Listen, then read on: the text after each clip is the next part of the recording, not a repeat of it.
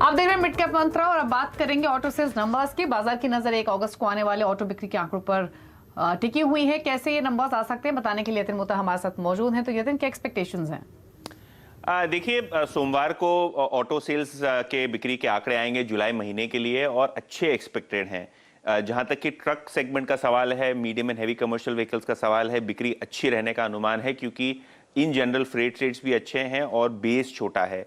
इसके अलावा अगर हम पैसेंजर व्हीकल्स की बात करें, 4 व्हीलर्स की बात करें, तो यहाँ प्रोडक्शन इंप्रूव हुआ है क्योंकि जो सेमीकंडक्टर की शॉर्टेज पिछले साल थी वो इस साल नहीं है, तो प्रोडक्शन भी इंप्रूव हुआ है और मांग भी बढ़ी है। अगर हम नए लॉन्चेस की बात करें तो इसके कारण जो ऑर्डर बुक है पैसेंजर व्हीकल सेगमेंट वालों की, खास करके मारुति और महिंद्रा एंड महिंद्रा की, तो बहुत बेहतरीन तरीके से वहाँ ऑर्डर इनटेक भी आता हुआ दिखाई दे रहा है और प्रोडक्शन भी उस हिसाब से वो इंप्रूव करने में सक्षम रहे हैं।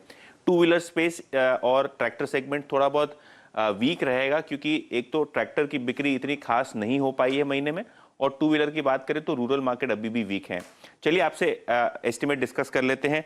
टाटा मोटर्स से शुरू करते हैं क्योंकि इनके दोनों ही पैसेंजर व्हीकल सेगमेंट और ट्रक सेगमेंट में आपको 50% की वृद्धि दिखेगी। एक्सपोर्ट मार्केट भी अच्छे कर रहे हैं। टोटल 83,000 यूनिट्स की बिक्री का अनुमान है जो पिछले साल 54,000 यूनिट्स के आसपास थे। अशोक लेलैंड में भी लगभग 65% का जंप आपको दिखेगा।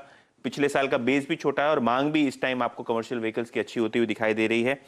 इसके अलावा मारुति पे आते हैं जहां बिक्री लगभग 8.5% से बढ़ने का अनुमान है। लगभग 1.25 लाख यूनिट्स के आसपास की बिक्री का अनुमान मारुति में माना जा रहा है।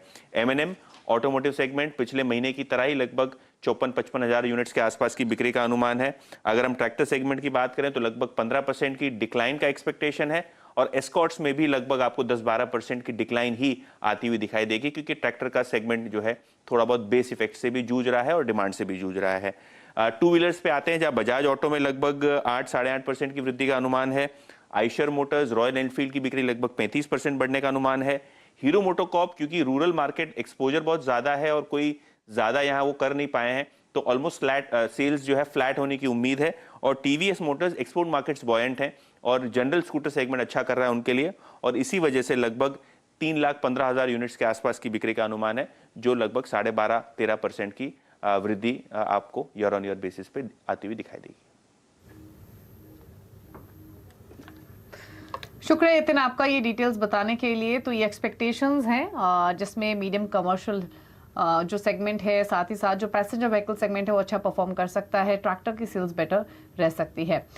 लेकिन अब आगे बढ़ेंगे और फटाफट से खिलाड़ी नंबर 1 का अपडेट देख लेते हैं। learnmarketsonline.com के मनीष शर्मा, शेयर खान भाई, BNP पारिभास से गौरव रत्न पार्क और विघ्नहर्ता इन्वेस्टमेंट के विभुर वाशनी के बीच मुकाबला हो रहा है। अब तक रिटर्न की स्थिति क्विकली आपको दिखा देते हैं और तीनों ही खिलाड़ियों के बीच में हमने देखा था विभोर ने शुरुआत से ही लीड बनाई हुई थी और अब तक रिटर्न की स्थिति के हिसाब से जो लीड कर रहे हैं वो विभोर ही हैं और 3:30 बजे जब बाजार बंद होगा तब विनर की अनाउंसमेंट होगी। लेकिन अब तक रिटर्न की स्थिति के हिसाब से विभोर लीड करते हुए आज के सेशन में। बाकी दोनों खिलाड़ियों की ओर से भी हमने देखा था कि मनीष शर्मा की ओर से पॉजिटिव रिटर्न्स आ रहे थे, हालांकि अब तक के रिटर्न की स्थिति है। लेकिन चलिए इसी के साथ एक ब्रेक का भी वक्त हो गया। ब्रेक के उस पर आप देखिए नोया कंपनी, और नोया कंपनी में आज बातचीत करेंगे GHCL के मैनेजिंग डायरेक्टर RS जालान से। एक ब्रेक के बाद नमस्कार।